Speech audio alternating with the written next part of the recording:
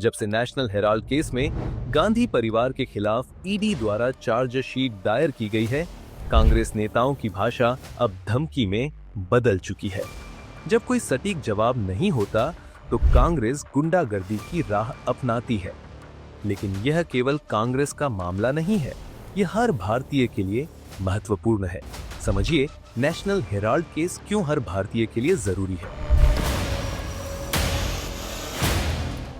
National Herald एक ऐसा अखबार था जिसकी शुरुआत पंडित नेहरू ने आजादी से पहले की थी और इसका उद्देश्य स्वतंत्रता संग्राम को आवाज देना था। लेकिन आज सबसे बड़ा सवाल यह है कि आजादी के बाद लंबे समय तक कांग्रेस पार्टी की सरकारों ने देश पर राज किया, उसके बाद भी कांग्रेस पार्टी का चहेता अखबार बंद कैसे हो गया और इसके साथ जुड़ी company associated journals limited AJL घाटे में कैसे चली गई। अब सवाल उठता है, गांधी परिवार का इसमें क्या संबंध है। 2010 में एक नई company young Indian private limited बनाई गई जिसमें राहुल गांधी और सोनिया गांधी की सबसे बड़ी हिस्सेदारी है।